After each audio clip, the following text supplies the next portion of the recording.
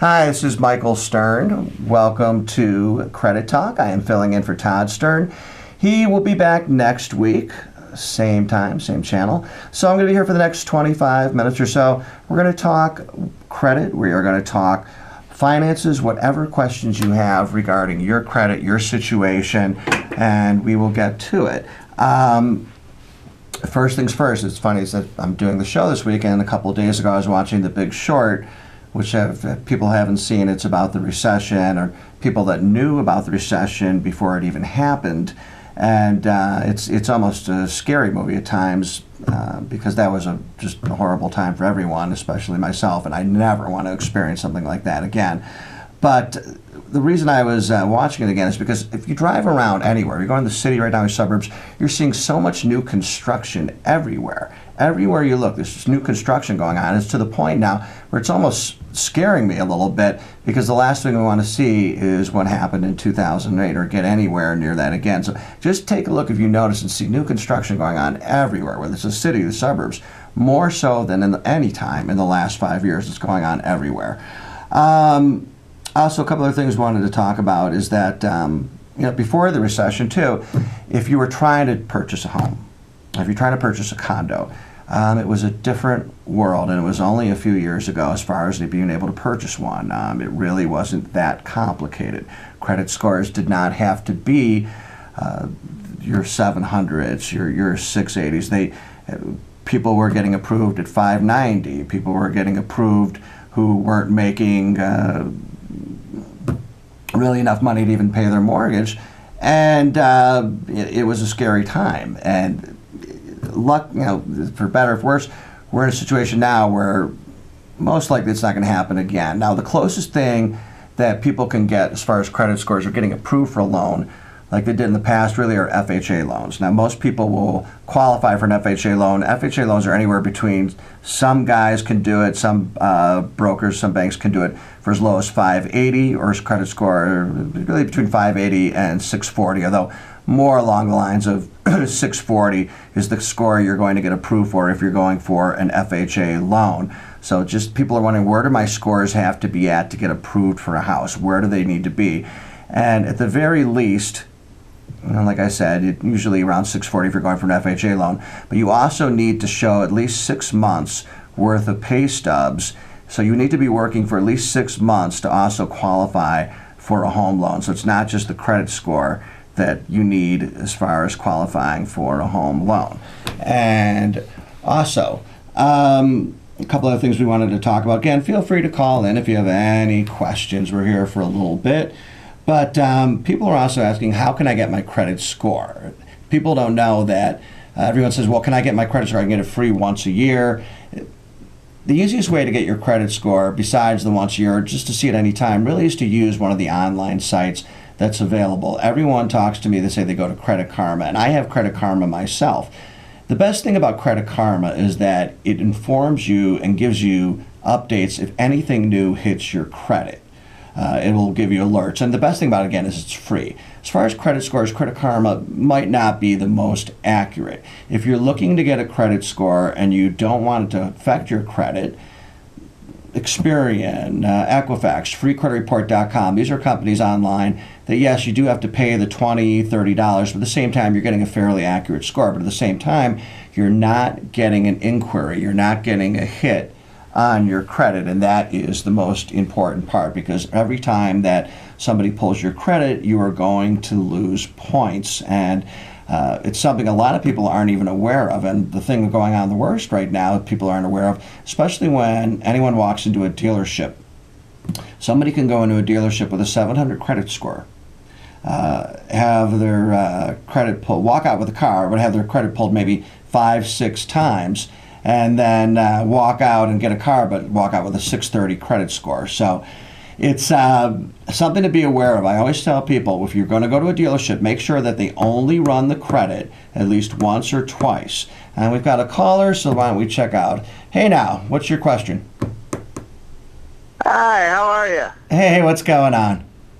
Good, good. So, yeah, I was very interested in buying a house, but I do have some issues from when I was in college, and I didn't pay the bills on time. So it was about 3 years ago. Do you think that's going to affect my credit score?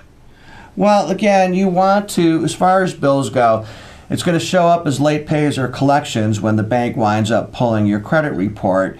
And those are things, again, those are obvious red flags. So you can always go back and you can pay them, but a lot of people are under the impression that if you go back and you pay a collection, that it's just automatically going to come off the report, and that's not the case. A month later, after it gets paid, it'll be reported as a paid collection.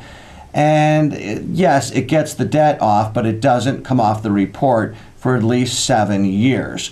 So if anybody has any more questions regarding that, regarding what to do, there's always the center line, which you can contact us at 773-862-4000, and we can give you more detail on what to do regarding marks on your credit and what you need to do. But again, the big thing is that you really, first and foremost, you should pay those off, because you never know what's going to happen. One day a sheriff might knock on your door and hand you a summons to try to take you to court and sue you for that money.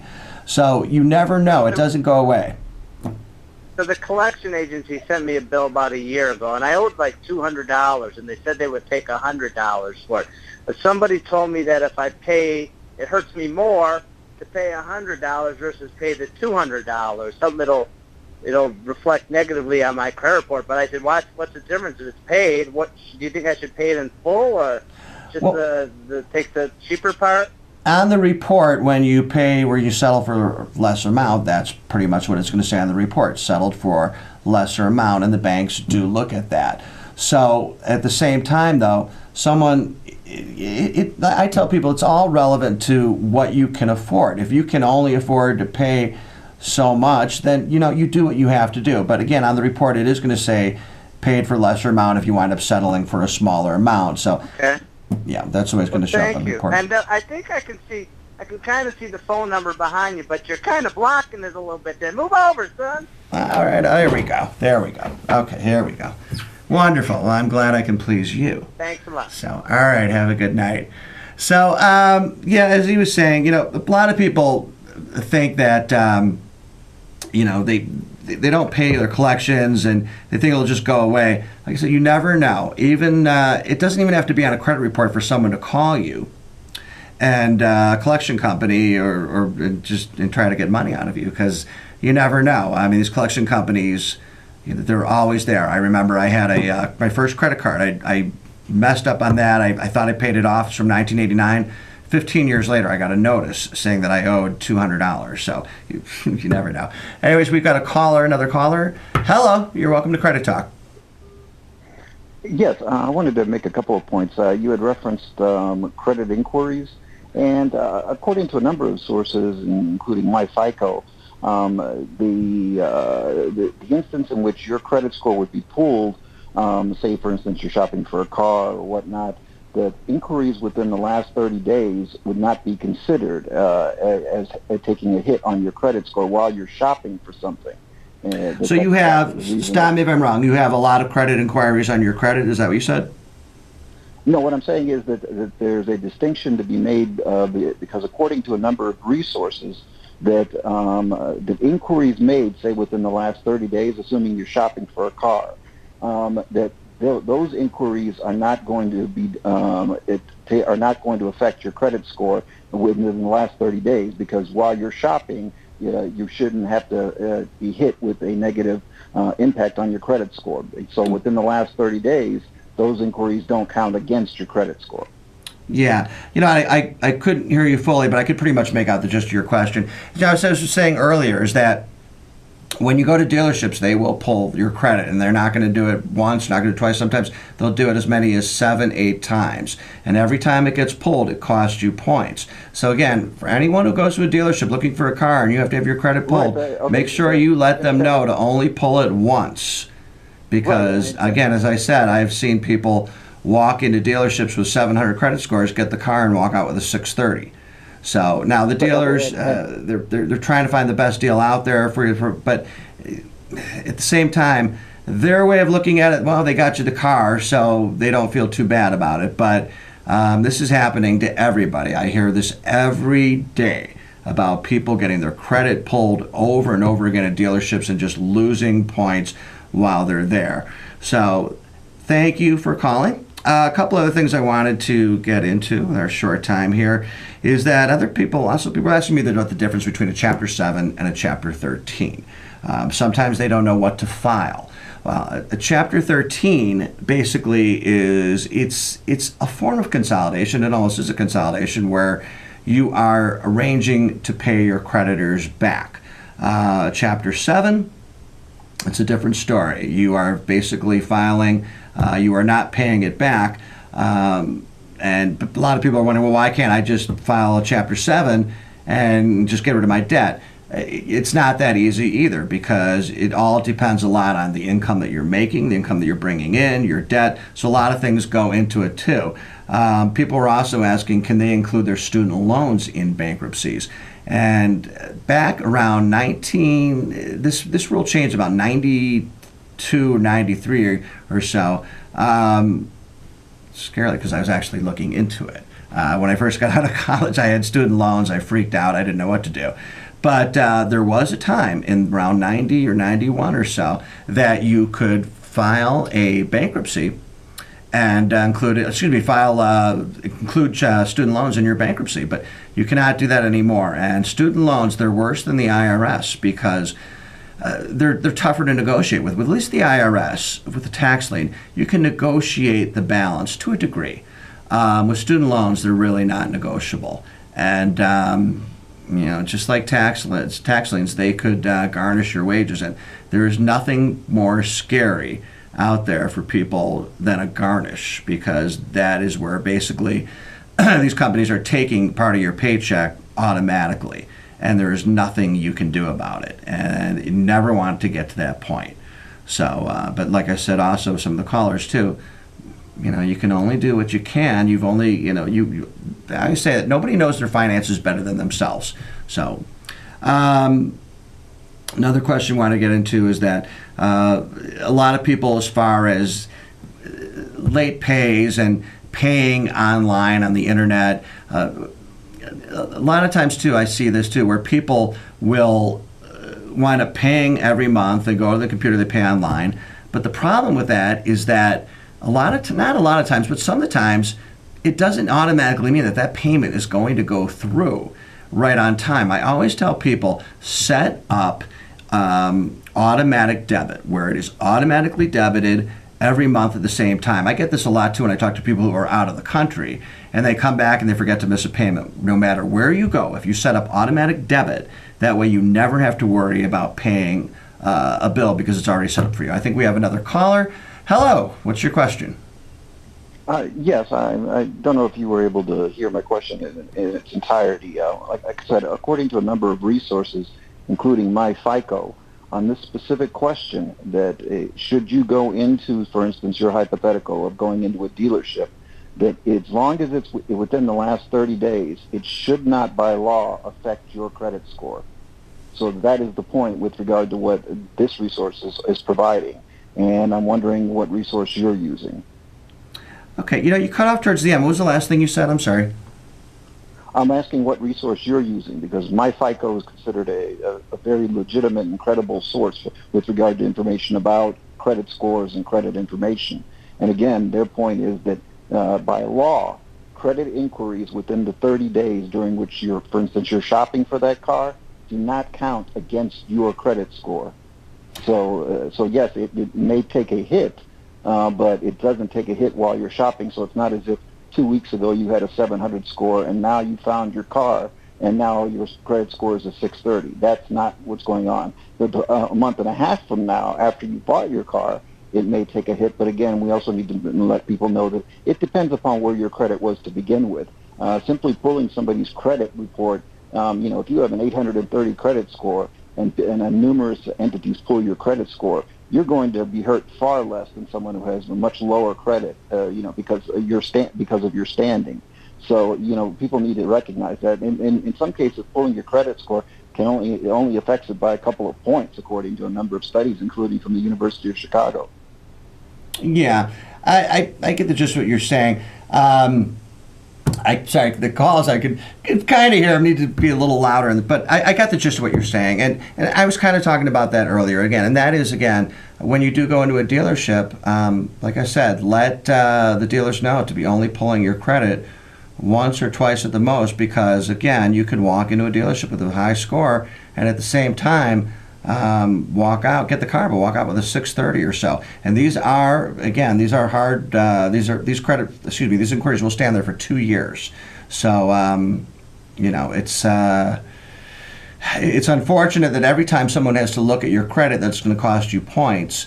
But that's just the way the system is. Now, inquiries stay on there for 2 years. Late pays, collections, you're talking 7 years.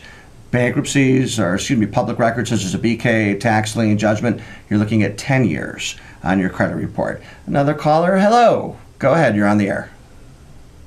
Hi, just a quick question and I'll hang up. What are your thoughts about credit repair? I see that on the internet. I hear commercials on satellite radio all the time. Thank you. I'll listen. Thanks. Okay. You still there?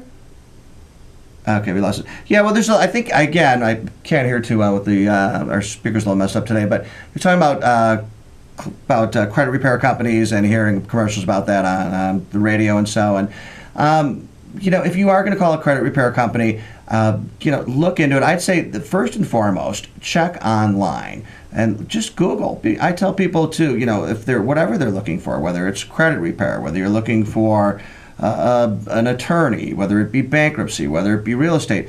Really, I mean, Google reviews, I don't think they don't lie, especially when some company has at least over 100 reviews. So the best place to go, if you want to find out about a credit repair company, I would say Google and look at the ones that have the best ratings, the best reviews, and then give them a call.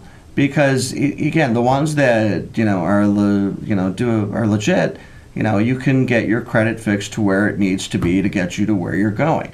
Credit repair companies, I know, can never stop anybody from calling you or sending you letters regarding any money you might owe. But again, their job is to work and try to improve your credit to get you approved for what you're going for, whether it's property, refinancing, transportation, or peace of mind.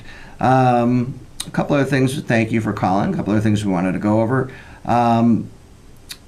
is that, again, we talked about the companies out there online, whether it's freecreditreport.com, whether it's Experian, whether it's Equifax. These are soft pulls, meaning it's not going to affect your credit score.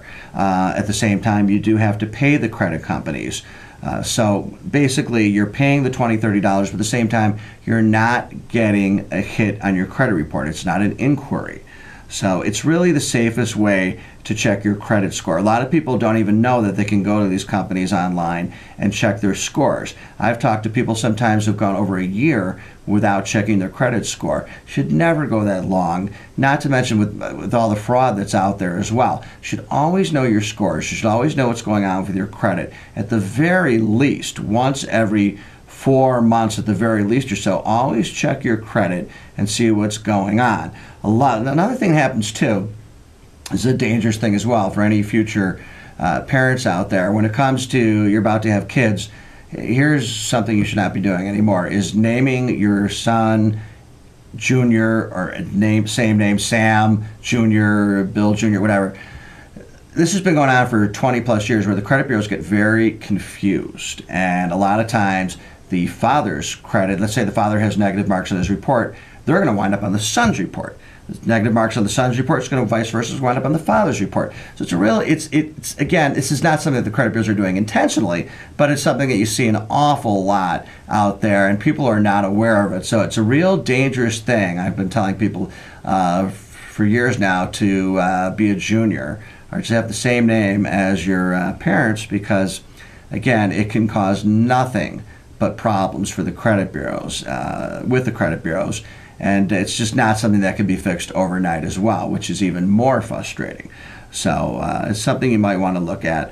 One other thing I wanted to talk about was, again, is that when you talk about credit scores and you talk about what's it going to take these days to buy a home, again, it's a different deal out there than it was before the recession. Banks are a heck of a lot tighter.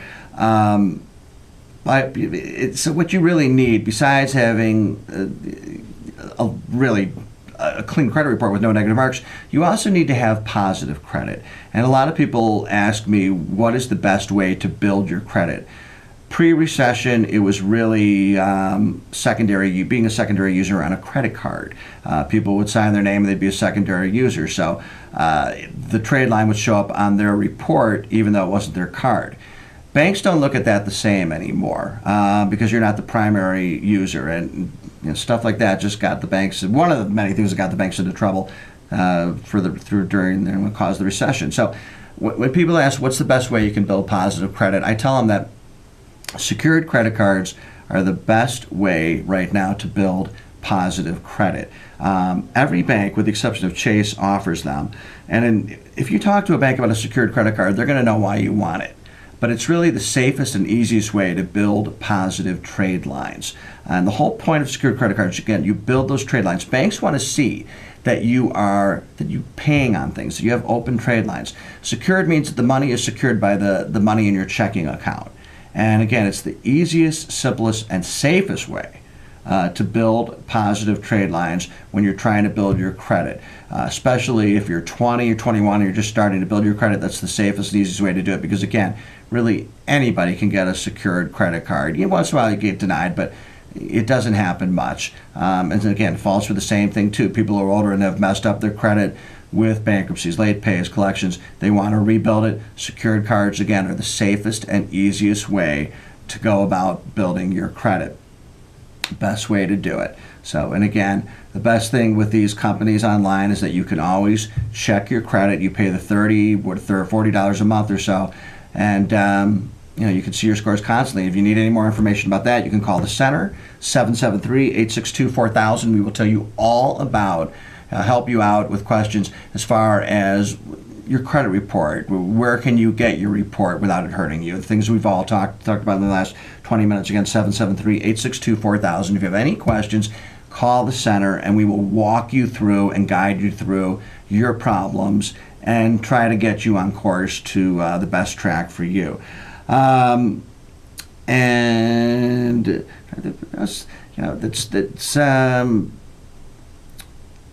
Pretty much covered it all right now. So again, one more thing I wanted to get to is that again, the caller earlier was talking about debt and collections and all. As far as paying off collections, again, you can only pay off what you can. But if you don't pay off collections, again, you never know what's going to happen. A couple things might happen. Companies might do what is called a charge-off, where they're writing it off, and that's it. Or they're going to call you, and they're going to try to say anything they can to try to scare you into paying. Whether it's say they're going to garnishing is usually a big thing. They'll say, we're going to garnish you. We're going to have somebody come to your house. They will say, a lot of these collection companies will say whatever it takes because they want to get paid. So really, when it comes to collections, don't think that, because you haven't heard from one in 10 years because you haven't paid it, that they're going to disappear. Because as I said earlier, I had one from '89 and I completely forgot about and got a letter one day. So again, this is stuff that's not going to disappear overnight. And one more thing I want to get to is credit card debt. A person close to me recently, true story, wound up paying off their car recently, $12,000, $13,000. And then the next day, they went and they bought something else, $14,000, $15,000. So basically, they were so happy that they paid one debt off that they went and replaced it with another. And that is not the answer to credit card debt. Credit card debt is something that you really don't want to get into. If you want to pay it off, again, a Chapter 13 or bankruptcy might be the best way to go as far as paying off your credit card debt, but that is an area you don't want to get into either, getting into the red as far as that goes. And anyways, we are out of time. It has been fun. And like I said, Todd Stern will be back in next week. We'll talk to you soon. Have a good evening. Good night.